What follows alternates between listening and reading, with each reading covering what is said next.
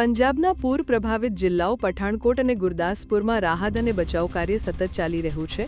ભારતીય વાયુસેનાએ આ વિસ્તારોમાં પોતાના રેસ્ક્યુ ઓપરેશન હેઠળ અત્યાર સુધીમાં 11 નાગરિકોને સુરક્ષિત રીતે બહાર કાઢ્યા છે.